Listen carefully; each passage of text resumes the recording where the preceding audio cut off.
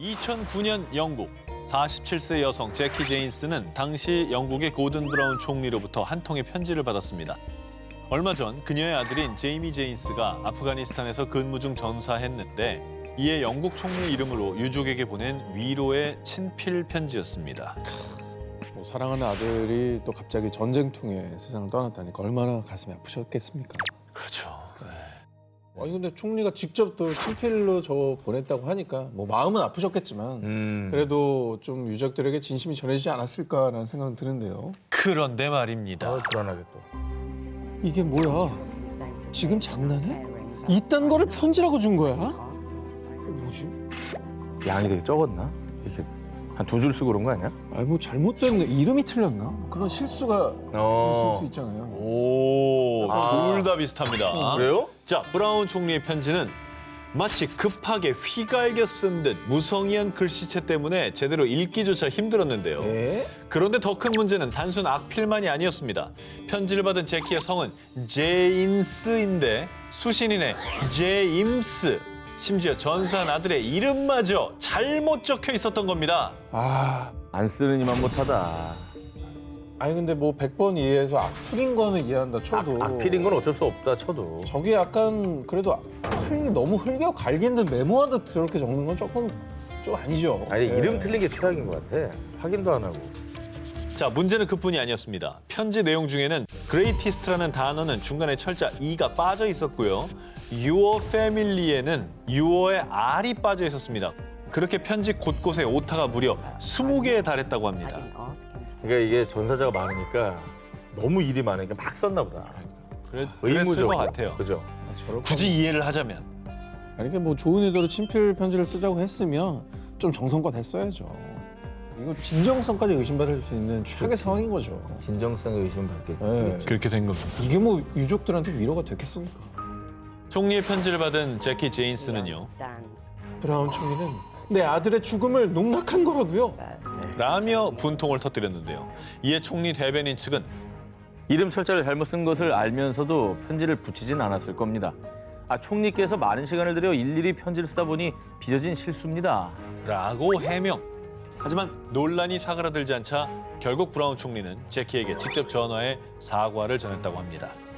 어설픈 변명은 안 하는 게 좋아요. 그러니까 100번 죄송합니다 해야지. 다르겠니까.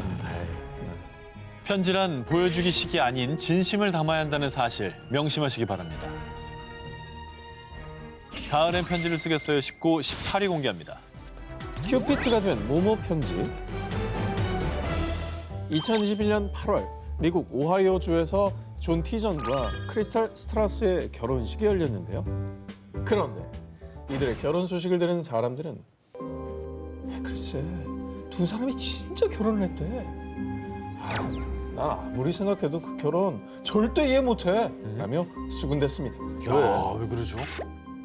또 이게 일반적이지 않은가 보죠? 그렇습니다. 사실 신랑 신부에게는 정말 평범하지 않은 특별한 이걸 인연이라고 해야 될까요? 자, 남편인 티전이 과거에 스트라우스의 이복 오빠 맥게리를 잔혹하게 살해한 살인범이었기 때문입니다. 어머, 오빠의 살인범하고 결혼한 거예요? 결과적으로 야, 진짜 이거는 정말 와, 이거 이상하다.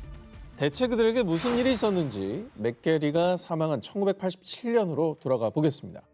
당시 15살이었던 맥게리와 티전은 한 집에 같이 살 정도로 절친한 친구 사이였는데요. 그런데 어느 날 온몸에 자상과 총상을 입고 사망한 채 발견된 맥게리. 경찰 조사 당시 티전은 처음에 맥게리가 자살한 것이라 주장했지만요. 이후 정당방위 차원에서 맥게리에게 총을 겨누었다며 범행을 인정. 결국 1989년 티전은 맥게리 살인 혐의로 무기징역을 선고받았습니다. 자, 그런데 27년이 흐른 2016년 복역 중이던 티전에게 도착한 한 통의 편지. 이 편지의 발신인은 다름 아닌 맥게리의 이복 동생 스트라우스였는데요. 비록 오빠는 세상을 떠났지만 당신을 미워하진 않을 거야. 스트라우스는 편지를 통해 자신의 이복 오빠를 살해한 티전을 용서했습니다. 그야말로 죄는 미워해도 사람 미워하지 말라 이런 얘기를 실천했네요. 근데 아무리 시간이 흘렀어도 이제 가족이 살해당한 사건인데 저게 정말 쉽지는 않았을 거예요. 그러게. 네. 대단하긴 하네. 그런데 말입니다. 난 네 오빠를 죽이지 않았어. 검사가 자백하라고 강요했다고. 제발 날 좀 믿어줘. 티저는 답장을 통해 맥게리를 죽이지 않았다며 억울함을 호소했는데요. 이에 스트라우스는 직접 교도소를 찾아가 티전과 대화를 이어간 끝에 스트라우스는 티전이 오빠 맥게리 살인범이 아니라고 확신했습니다. 그리고 그 사이 우리에겐 맥게리를 잃었다는 공통점이 있잖아. 당신 정말 친절한 남자네요. 스트라우스는 티전의 친절함에 감동, 그와 사랑에 빠지게 된 겁니다. 스트라우스는 티전에게 사랑을 고백, 티전의 청혼을 받아들이며 결혼까지 약속했습니다. 근데 이제 오늘 주제가 편지잖아요. 그 진심을 다해서 난 무죄야라고 했던 그 편지가 스트라우스의 마음을 흔들었지 않았나. 네. 자, 그런데 말입니다. 지난 6월 맥게리 살인 사건에 대한 재심 판결이 확정. 덕분에 이 보석으로 석방된 티저는 지난 8월 스트라우스와 결혼식을 올릴 수 있었는데요. 이 주변에서는 여전히 티전의 범행을 의심하고 있지만 스트라우스는요. 전 티전을 사랑해요. 쉽지 않겠지만 우리는 이겨낼 겁니다. 티전의 어쨌든 그 진심 어린 편지가 스트라우스에게 믿음을 줬던 것 같은데요. 자신을 용서한다는 편지를 받고 티전도 누명을 벗으려 진심을 다해서 또 답장했을 것 같다는 느낌이 듭니다. 네. 편지가 힘이 있어요. 그래. 편지 정말 힘이 있네요. 가을엔 편지를 쓰겠어요 19, 17일을 공개합니다. 이번 특종은 편지 내용부터 들려드리겠습니다.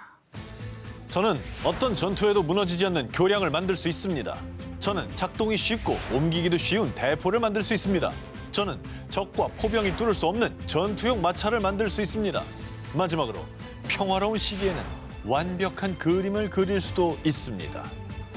능력자네요. 이렇게 분야가 다 다른데 뭐 공학도 되고 뭐 야, 건축도 되고 막 미술하는 그림도 그리고. 공학도. 편지의 주인공은 바로 르네상스 시대의 대표 예술가 레오나르도 다빈치입니다. 아, 저 사람이면 저 정도 다 할 수 있죠. 그러니까 사기캐죠, 사기캐. 그 사람이라면 저 편지 쓴 거 다 할 수 있는 사람일 거예요. 잠깐 여기서 의문은 난 이 사람이 너무 천재여서 모든 사람이 이 사람한테 이거 좀 해주세요, 이거 좀 해주세요 약간 이런 상황인 줄 알았는데 아하. 요거 약간 이력서 보내도 그런 톤 아닙니까? 시대를 앞서갔던 천재 예술가 다빈치에게도 눈물 없이는 들을 수 없는 취준생 시절이 있었습니다. 다빈치한테도 취뽀 시절이 있었다는 그렇죠. 1482년 30세였던 레오나르도 다빈치는 화가들 사이에서 실력은 인정받았지만 여전히 무명에 가까웠는데요. 돌연 피렌체 생활을 정리하고 당시 대도시였던 밀라노로 향한 그는 그곳에서 루도비코 스포르차 공작이 무기 제조 공학자를 구한다는 소식을 듣게 됩니다.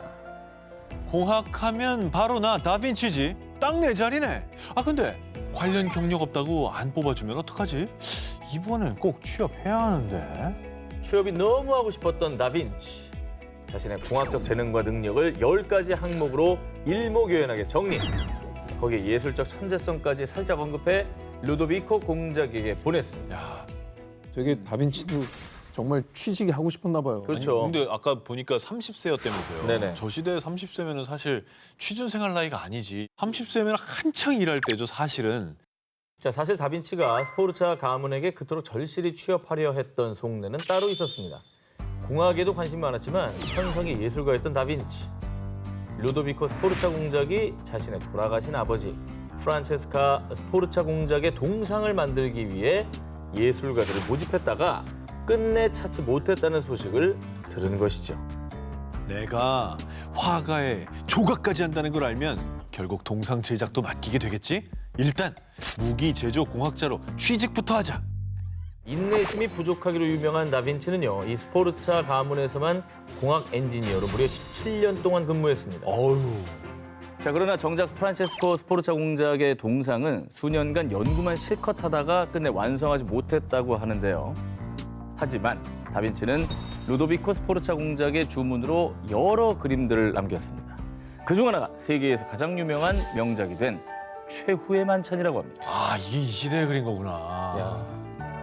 길게 보면 저 편지가 없었다면 저 저 인류의 대작이 안 나왔을 거예요. 그렇죠. 자, 이 다빈치의 절실한 구직 편지, 단순한 구직 편지가 아닌 다빈치의 발명 노트와 세계적인 명화를 남긴 역사의 시작은 아니었을까요? 가을엔 편지를 쓰겠어요 19, 16일 공개합니다. 우정 편지 속 숨은 반전. 2012년 5월 중국 안휘성 푸양시에 거주하는 대학생 샤오리는 한 통의 편지를 받았는데요. 여자에 빠지지 말고 공부 열심히 하고 있어. 내가 곧 돌아올게. 가까운 사람이 남긴 것 같긴 해요. 굉장히 걱정하는 거거든요. 그쵸. 공부하고 있어라. 네. 여자 빠지지 말고. 이거는 내가 봤을 때 친한 친구 현 친구. 아니면 형 뭐 이런 거 아닌가요? 제가 만약에 이 진실을 알려드린다면 두 네. 분은 정말 황당해서 아, 황당 쪽이에요? 굉장히 놀라실 겁니다. 샤오리가 생판 모르는 사람으로부터 따뜻한 조언이 담긴 편지를 받게 된 사연이 무엇이냐? 행운의 편지인가? 당시 샤오리가 자취하던 대학가는 이 빈집털이가 극성을 부리는 곳으로요. 샤오리 역시 수시로 집에 침입해 돈 또 물건을 훔쳐가는 좀도둑 때문에 좀처럼 마음 편히 외출할 수 없었는데요. 그래서 우리 집에 진짜 아무것도 없어요. 그러니까 이제부터는 제발 오지 마세요. 혹시 또 찾아올지 모르는 도둑에게 애원의 편지를 남겼습니다. 그런데 아니나 다를까 다음 날에도 도둑이 샤오리의 집에 침입. 하지만 샤오리의 간절한 애원 편지에도 불구하고 도둑은 물건을 훔쳐가는 건 물론 집에서 요리까지 해먹고 달아났는데 야, 진짜 강심장이다. 저희 경찰이 없어? 아니 근데 요리까지 어떻게 요리까지 해 먹어? 아니 언제 올 줄 알고 집주인이 빨리 나가고 싶지 않을까요? 그 저기 스케줄을 다 파악하고 있었나 보다. 그런데 말입니다. 샤오리의 물건을 훔쳐간 도둑이 샤오리 집에 두고 간 게 있었습니다. 일자리를 찾게 되면 가져간 거 다 돌려줄게. 그러니까 여자에 빠지지 말고 공부 열심히 하고 있어. 자, 도둑이요. 샤오리의 편지에 답장을 남기고 간 겁니다. 누가 누구한테 감히 조언을 해? 아니 자기 저기 필체도 남는 거 아니야? 바보 아니야? 그런데 말입니다. 오지랖 넘치는 이 도둑의 편지는 여기서 끝이 아니었습니다. 도둑은 며칠 뒤 샤오리의 집에 다시 방문. 또 왔어? 300여 원만 빌려줘. 나중에 돈 생기면 꼭 줄게. 아 그리고 나는 곧 지방에 다녀올 예정이야. 그 사이에 다른 도둑이 올 수도 있어요. 그거 조심해. 야, 정말 웬만 정말 참신하다. 이 정도면 가족 아니에요? 삼촌 아니야 삼촌? 자, 아무튼 도둑은요. 샤오리가 정말 돈을 빌려줄 거라 생각한 걸까요? 그로부터 사흘 뒤 도둑은 샤오리 집에 또다시 침입. 하지만 이번엔 집주인인 자오에게 딱 걸렸고요. 도둑은 샤오리에게 편지를 전달하기 위해 찾아왔다고 변명을 했지만 주인의 신고로 결국 철창 신세를 지게 되며 두 사람의 기이한 펜팔 인연도 막을 내리게 됐습니다. 뭐 어쨌든 도둑질은 나쁜 거고 나쁜 거죠. 네. 정신 차리시고. 대가를 치러야죠. 그러니까 본인이 쓴 편지 내용을 본인에게 적용을 시키세요. 정신 차리고 네. 본인이 찾으세요. 도둑이 도둑걱전하는 말이 안 되는 거죠. 말이 안 되죠. 가을엔 편지를 쓰겠어요 19, 15위 공개합니다. 편지 덕에 뭐뭐뭐 받은 여성. 버스 운전사 출신으로 국회의장, 외교부 장관, 부통령을 거쳐 2013년 베네수엘라 대통령에 당선된 니콜라스 마두로 대통령. 마두로 대통령은 당선 이후에도 종종 시내 버스를 운전하며 국민들과 소통하는 것을 즐겼는데요. 멋지네. 그런데 2015년 4월 마두로 대통령이 예전처럼 직접 버스를 운전하며 지지자들을 만나는 도중 테러가 발생했습니다. 아이고. 빠르게 버스 안으로 날아들어서 마두로 대통령의 얼굴을 강타한 물체 정체는 바로 망고였습니다. 근데 저- 글씨가 써 있는데? 뭐야?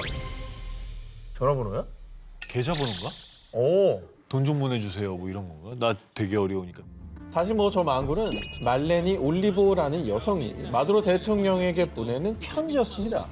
자, 저렇게 망고 껍질에 이름, 전화번호와 함께 적은 짧은 메시지가 있었죠. 죽기 전에 집을 갖는 게 소원이에요. 전화 주세요. 당시 베네수엘라 인플레이션율이 무려 181%에 육박. 와. 자, 국민들이 살인적인 물가 상승에 시달리는 상황에서요. 내 집 마련의 꿈을 갖고 있던 올리보가 우연히 국민과 소통 중인 마두로 대통령을 발견. 급한 대로 가방 속에 있는 망고의 소원 편지를 적어서 마두로 대통령에게 던졌던 겁니다. 아. 간절한 마음은 이해하겠는데 저 즉시 잡혀갔을 것 같은데요. 그러게. 네, 경호법에 따라서. 정식으로 청원을 든지 했어야 될 텐데.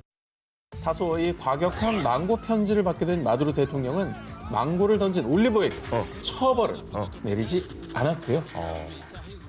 그녀에게 아파트 한 채를 지급하기로 결정했습니다. 그리고 그 망고 아주 잘 익었던데요. 저러면 앞으로 어디 무서워서 다니겠어요? 망고, 수박, 참외, 파인애플, 어디 밤 다니겠냐고. 토마토 하여튼 가는 데마다 과일 파티가 열릴 것 그래, 같습니다. 밤 안 깐 거. 나도 줘라, 나도 줘. 저도 이 판단에 대해서는 참 뭐라고 아이. 이제 하기가 좀 애매한 그런 상황인데.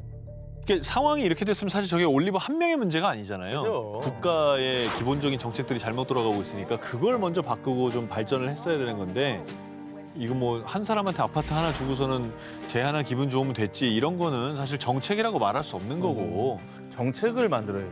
이제 국민들에게 보내는 시그널이 잘못 잘못 갈 가능성이 큰 거죠, 저건.